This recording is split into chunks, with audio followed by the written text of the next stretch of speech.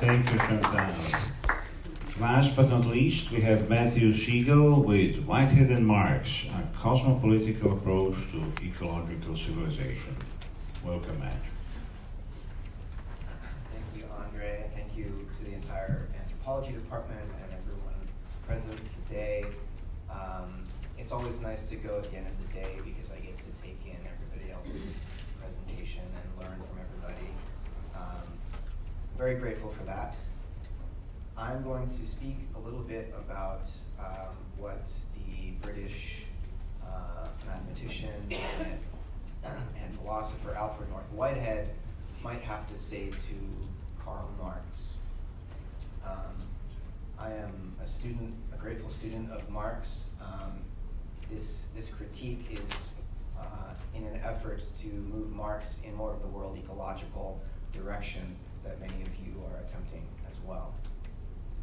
So my title, Whitehead and Marx, A Cosmopolitical Approach to Ecological Civilization, has some words in there that might be problematic. I just want to briefly unpack them. Cosmopolitics, first of all, is an effort on the part of several thinkers, the Belgian philosopher of science and practicing which Isabel Stengers, the sociologist of science, Bruno Latour, the feminist philosopher of science, Donna Haraway. They're all working together to develop this way of thinking called cosmopolitics. That's an attempt to think beyond the modern human nature divide or society nature divide, beyond the modern fact-value divide, or what Alfred North Whitehead, who influenced all three of these thinkers, called the bifurcation of nature. Whitehead, of course, is a pan-experientialist or a pan-psychist, or if you want, a kind of attenuated animist. Is anyone familiar with Whitehead's thought here today? Anyone read Whitehead before? A little bit? Okay. I can't get into all the details. A lot of the things I'm going to say might sound really weird. I'm hoping that you might be inspired to look deeper into Whitehead's thought to make sense of how he says some of these things. So there's other terms, civilization. Obviously, this term can be problematized because of its history of use to exclude people, savages, barbarians, etc. Usually it's thought of as a Eurocentric term. I'm getting this term ecological civilization actually from China. The Chinese Communist Party has written this into its project for the next decades to create an ecological civilization. And there are actually something like 35 graduate programs focused on Whitehead's thought in China. More people are reading Whitehead in China than in the English-speaking world or in Europe, strangely enough. There are a lot of people in China, so it's not that difficult to do, I guess. So, what does Whitehead mean by civilized? He's coming of age in the middle of the height of the British Empire. When he started doing philosophy in the second half of his life, he moved to the United States. The British Empire was breaking apart at that point. But still, if we're going to situate Whitehead in his historical context, we have to acknowledge that there are some problematic assumptions that he makes. But when he talks about civilization, one of the examples that he uses is observing this mother squirrel one summer who was tending to some of her children in the nest. And for the first time, he sees this mother squirrel take her children out of the nest. And he observes this mother running back and forth to the nest and seemingly frantic as though she lost one of her children. And Whitehead sees that there are three little baby squirrels, and what he interprets this frantic mother to be struggling with is the fact that she never saw this group of her babies outside of the nest before, and she thinks she's missing one because she can't count. She doesn't know that there were always three, and so she sees them outside the nest in different configurations. The squirrel doesn't have the abstract mental capacity to count. So Whitehead says, I quote him, he says, "At least some squirrels have not yet passed to the level of civilization or achieved the level of civilization." And for him, in this sense, civilization has to do with the conscious recognition of and the capacity to participate in the power of ideas or of abstractions, and the recognition that ideas, some of Whitehead's favorite ideas are freedom and love, to make history and to shape history. What makes a civilized being for Whitehead is the conscious recognition and participation in the power of ideas to shape history. I would like to make this as inclusive an understanding of what it means to be civilized as we can. On the other hand, maybe this word is just too tarnished and we just throw it out. We can use another word, that's fine too. So given this, though, Whitehead's not an idealist. It's important to point out. He's not an idealist, he's not a materialist, he's a pan-experientialist, he's a pan-psychist, which I think is a mediating, in good dialectical fashion, I would say, panpsychism is the sublation of the overcoming of the dualism between materialism and idealism. Whitehead would admit that ideas only have power when the material and historical conditions are ripe, when the habitat, when a habitat can support their ingression. And he would criticize Marx for having too anthropocentric an idea of ideas, because ideas are not just conjured up in human heads, they're not just scratched onto paper pages by human hands.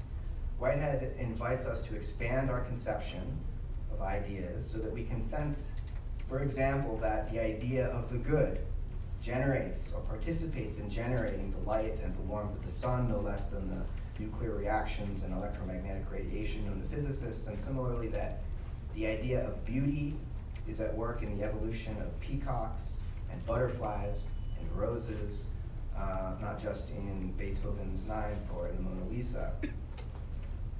Whitehead says that one of his most famous lines, he says, "We find ourselves in a buzzing world amid a democracy of fellow creatures." Democracy then, just like ideas, it's not just a human invention. He wants to conceive democracy ontologically. He says the basis of democracy is the common fact of value experience, as constituting the essential nature of each pulsation of actuality. Everything has some value for itself, for others, and for the whole. Every bacterium in the soil, every bee in the hive, every human being in society, every star in the galaxy has value for itself, for others, and for the whole. This is pan-experientialism for Whitehead. It's not just that the bacteria and the bumblebees, that they have value, because we could just say, well, humans attribute that value to them. No, they are value makers, value creators themselves.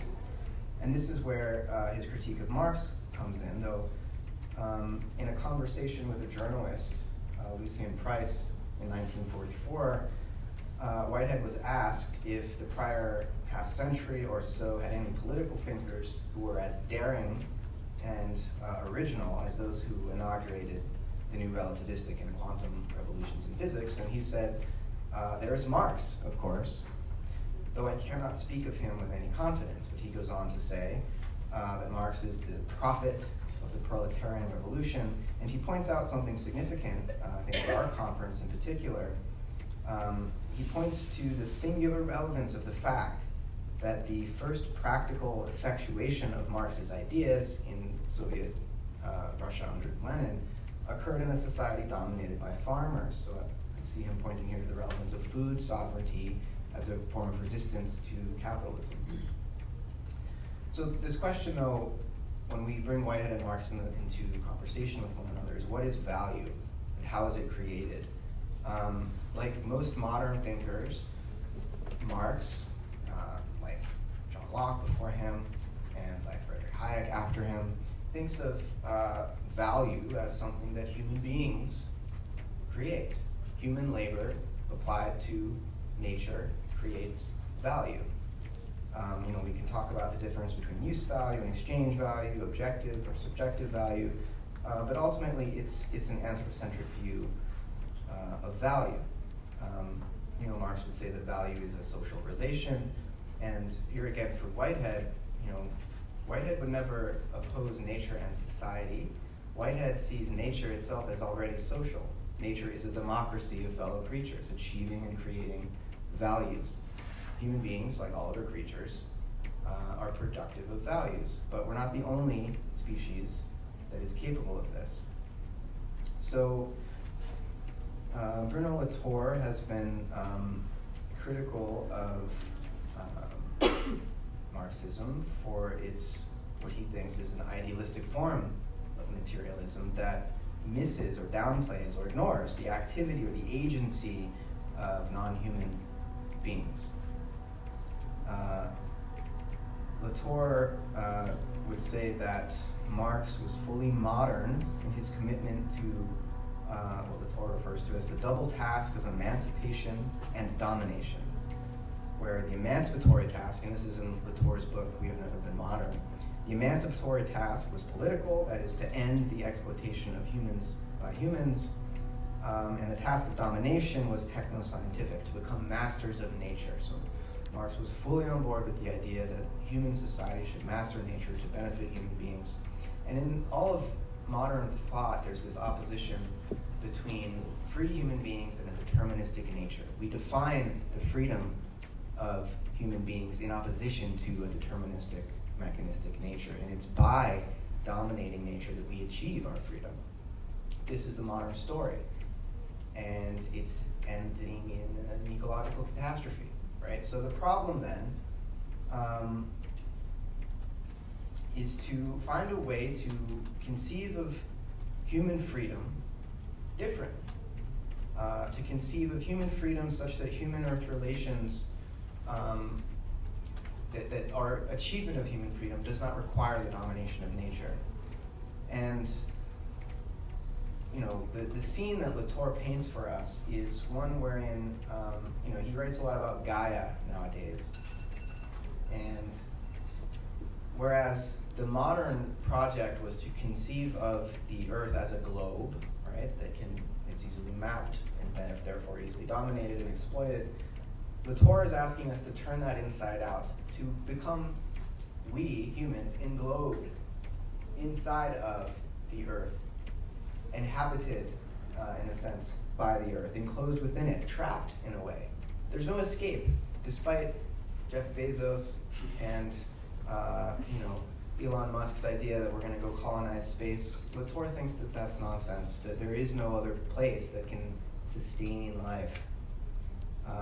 So we're trapped here. And so how do we conceive then of human freedom? Human beings are not as free, I propose, and drawing on Whitehead here, human beings are not as free and teleological as moderns have imagined, and nor is nature as dumb and deterministic.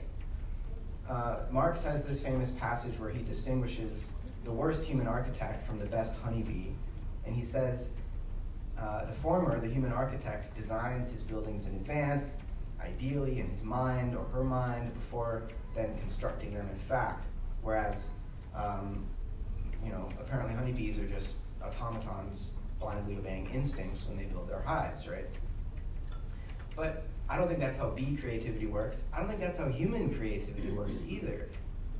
There's a great architect named Christopher Alexander, he used to teach at UC Berkeley across the bay, who talked about medieval cathedrals and the way that they were generated, not designed in advance ideally, and then just implemented, but rather generated over the course of generations in an organic way.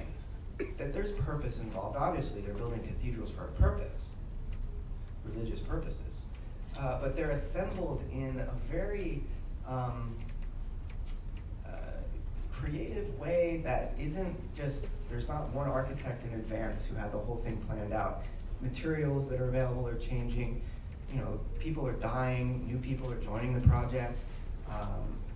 The beautiful cathedrals that we cherish are beautiful because of the organic way in which they were constructed, and the image of a human architect designing it in advance and just implementing the plan in this simplistic way that Marx is describing isn't how beauty is created. Buildings that aren't designed like that tend to be designed for the purpose of making money rather than for living.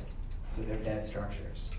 And Christopher Alexander has written beautifully about this. So the point here is that we need to think of human creativity in a different way, so that there's a continuity between what bees are doing and what human builders are doing. Human freedom and human creativity is not an anomaly in the universe. It's an extremely potent form of something that has been present from the beginning. I'm out of time. I hope we can continue the discussion. Thank you. Thank you, Matt. We have 12 to 13 minutes for conversation, so please, if you have any questions, now is the time.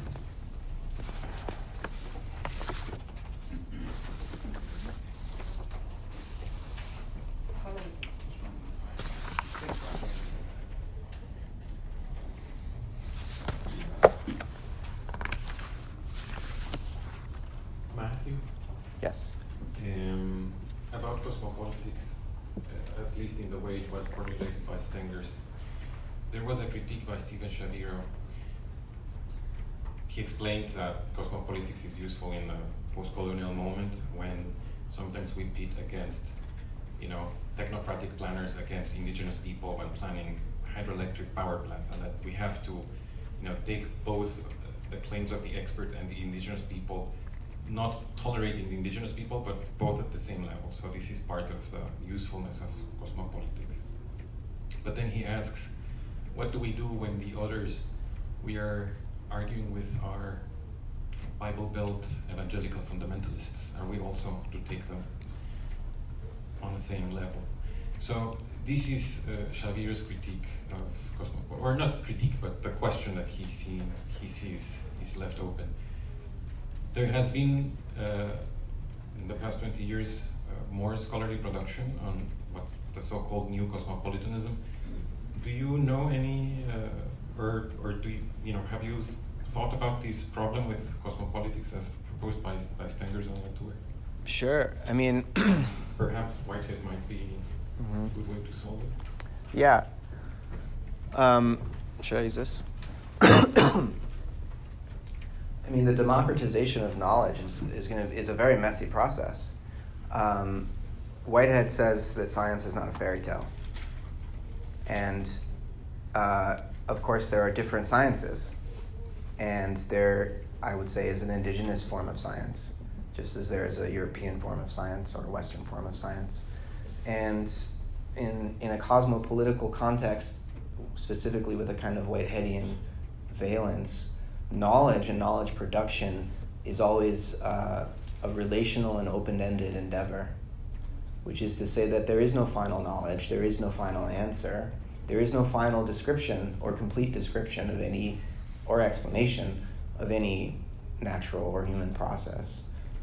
So there's no simple answer here. We have to be specific about each local issue and the extent to which the local people, whether indigenous or not, and scientific experts, what purchase they might have on the issue. There's no universal answer, and I think part of what I do appreciate about cosmopolitics is the shift away from the old form of cosmopolitanism, coming out of Kant, say, which was all about the universality of knowledge and reason and rationality that can be applied in the same way everywhere on the planet, no matter who it is or where it is. Cosmopolitics, as Stengers talks about it, is more sensitive to these local contexts, is more sensitive to the plurality of knowledge-making practices. So there's no easy answer. We have to be specific. Stengers will talk about slow science, which is to say we have to meet the actors and the agencies that are involved in each situation and see what the interplay is. So hopefully that's helpful. There's a question. Hi. Thank you. One question is, could you all speculate on the future of foraging society, hunter-gathering society? And is there a place for quote-unquote hybrid economies in foraging societies? Whether it be in the delta, with folks who fish for a living, or whether in the Kalahari. And then a question about language production, also similar in communities where indigenous people have been displaced. Maybe that connection to the land is different. How do you see the creation of new language as a revolutionary, liberatory process for those folks?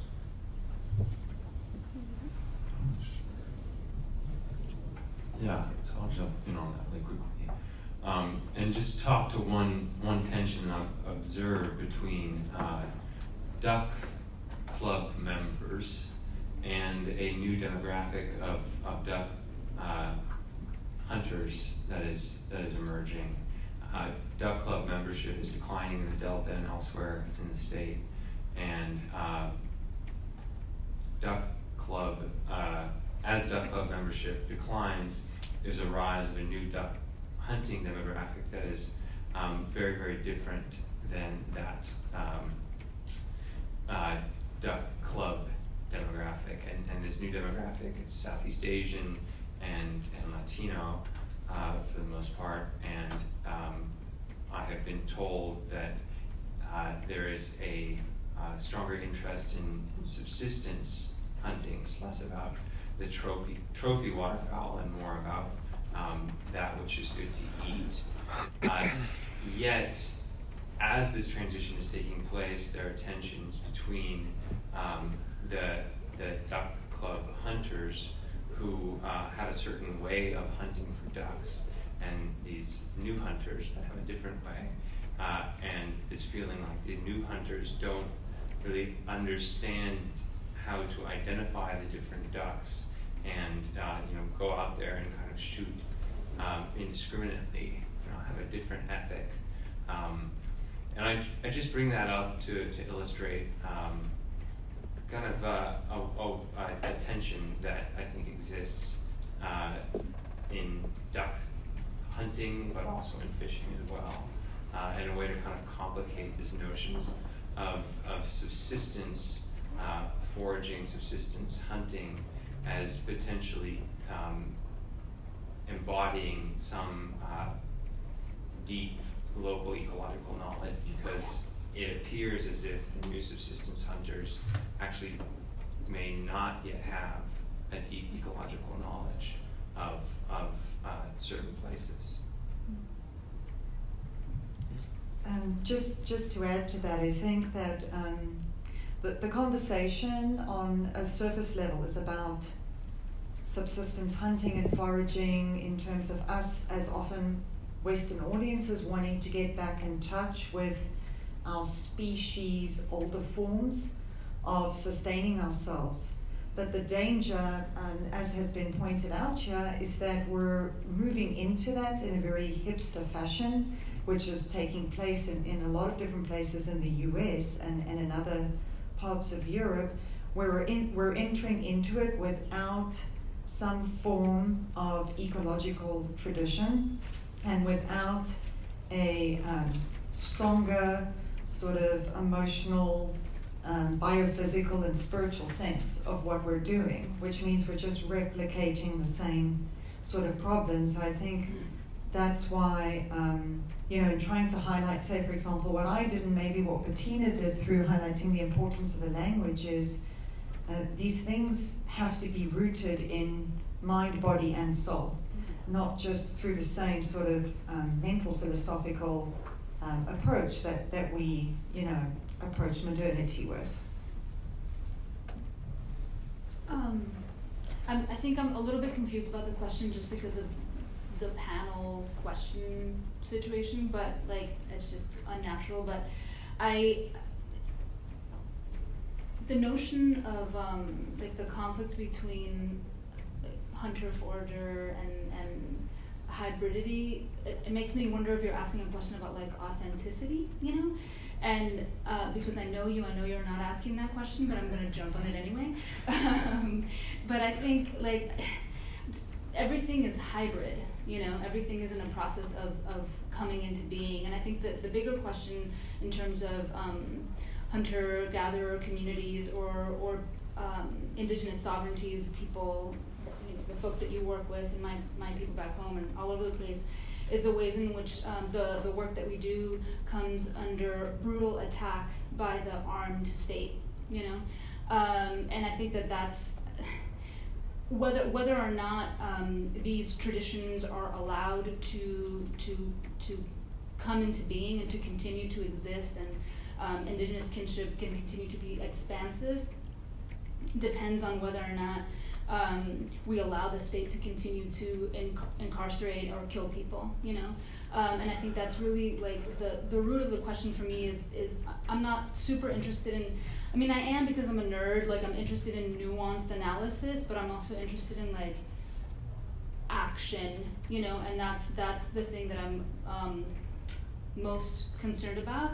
And the way that relates critically to language, in my opinion, is that so Abanyae, the Guarani language specifically, is it's meant to be activated in the world, and through a process of colonization, it's been robbed of that. In some ways, it's been robbed of that capacity, right?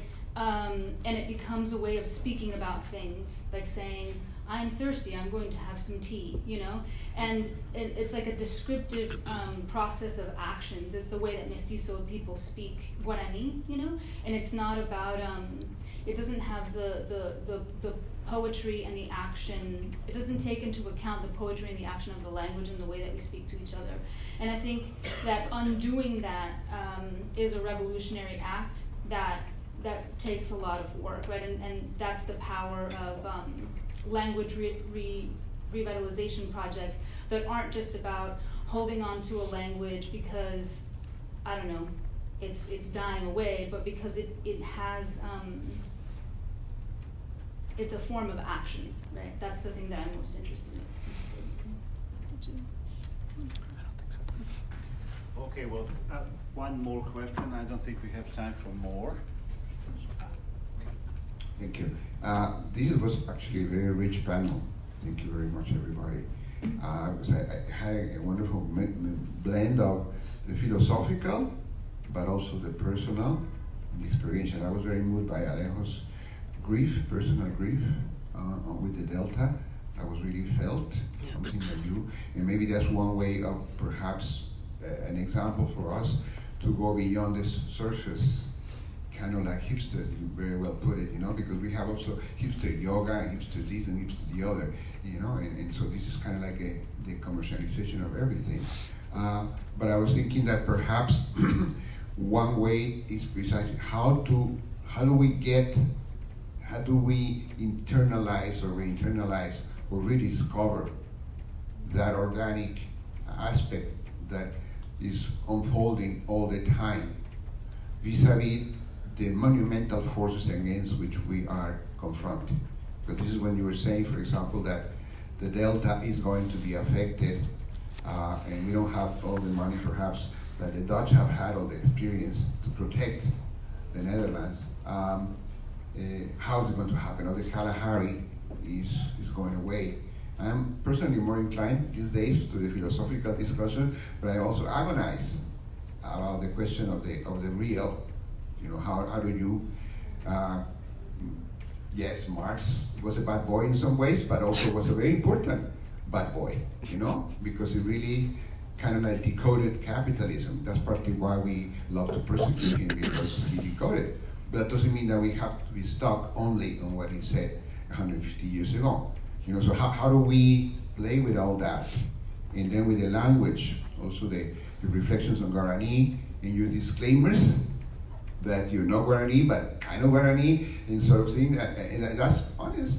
But it's also, how can we bring up ideas? And finally, the question, I don't know if you're familiar, Matthew, with the question of cosmotechnics, the discussion that Yukui has been doing in terms of cosmotechnics, the question concerning technology in China, for example, where he's discussing basically the idea that there are different worlds, therefore different cosmogonies, and there are also different techniques. Because I think the question of techniques has been overall given the primacy to the Western mode So I feel that that's also an area to explore the question of the cosmotechnics different in the question of the hybrid.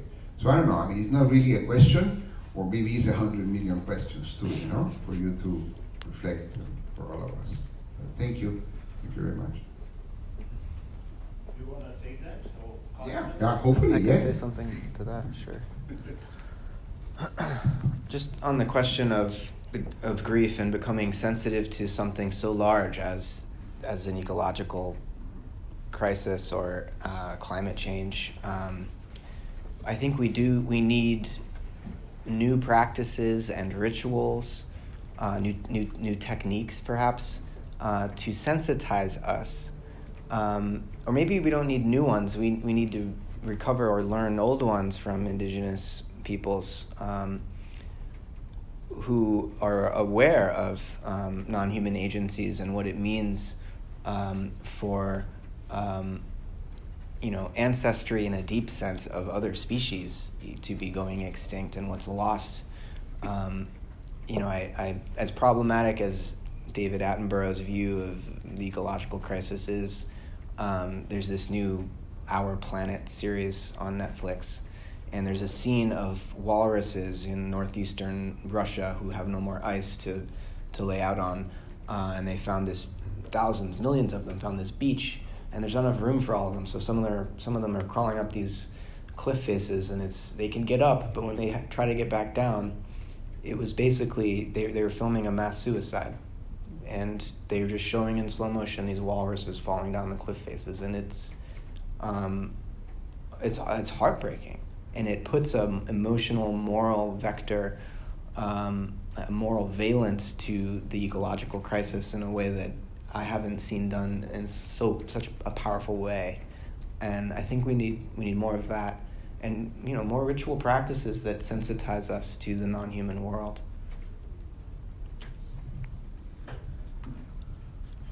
Yeah, I just wanted to add to that. I think that the question on a philosophical level, the question of ontology is really important here. I think it comes up in all indigenous cultures, and it's kind of, for some odd reason, we in the West have almost wiped it out of our language, perhaps in a way to desensitize ourselves, in a way because we knew we couldn't do what we had to do without desensitizing ourselves. So for me, what I realized is that these things do need to be somatic and they need to be practiced, but because we've trained ourselves into such a philosophical spiral, in a sense, we need to rewind out of a philosophical spiral on some level as well too, for us to allow it to be somatic at a later point. So I think it's a process of these multiple things, sort of working together.